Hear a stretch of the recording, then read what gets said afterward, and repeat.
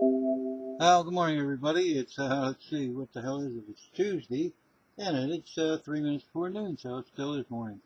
I got two basic ethical questions to discuss, and I hope you leave comments, and I hope if you don't agree with me, by all means disagree. But let's hear what you have to say. These things I like to bring up on chat rooms, but chat rooms usually digress into personality assassinations and more or less gossip than actually do anything. But there are two ethical questions facing us and facing the younger people and what their children will be like. But let's get the first one out of the way, and that is ISIS just destroyed another ancient ruin in Palmyra, and they're going around and destroying everything except the Shia, the Sunni religious mosque. They're destroying Shia mosque. They're destroying any ancient history that started before Muhammad, and it's a crime actually a crime against humanity. And I just heard it referred to on television as a war crime, and it indeed is taking people's history away from them. That you'll never learn, as Santayana said. If you don't learn from history, you'll surely be forced to repeat it.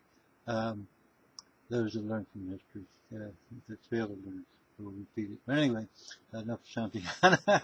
Listen, the Taliban started with blowing up that standing Buddha that was 500 years old.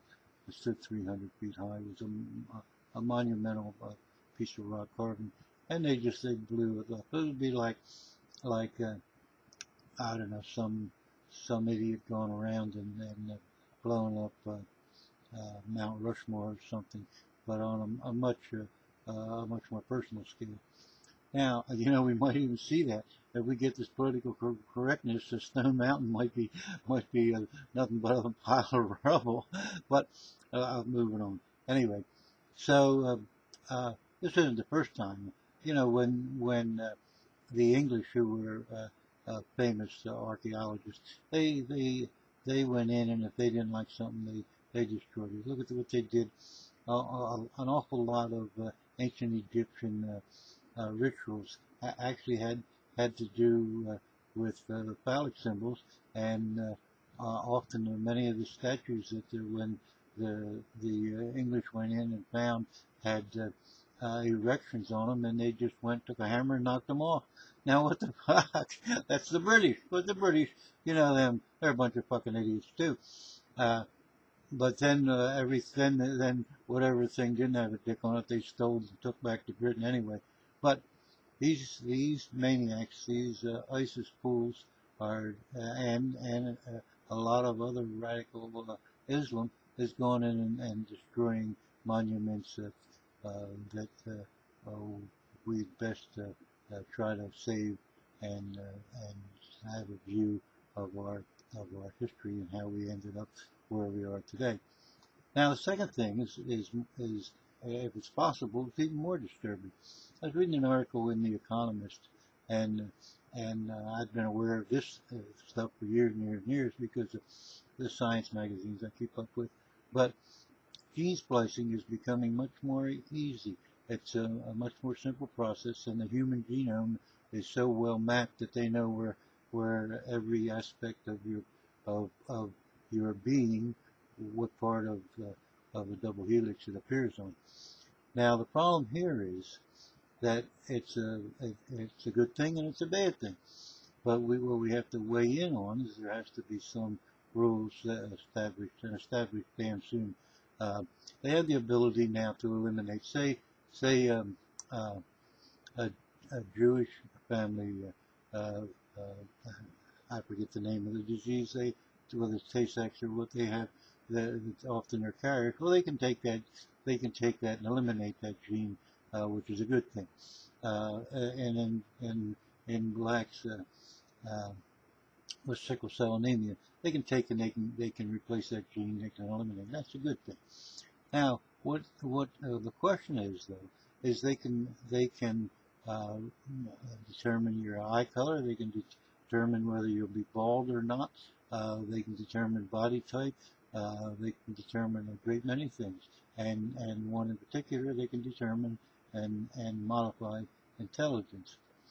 Now, the more sophisticated they get at this, then of course the rich are going to be able to afford it, and they're going to have super kids. They're going to have them stronger, smarter, better looking, and yada yada yada.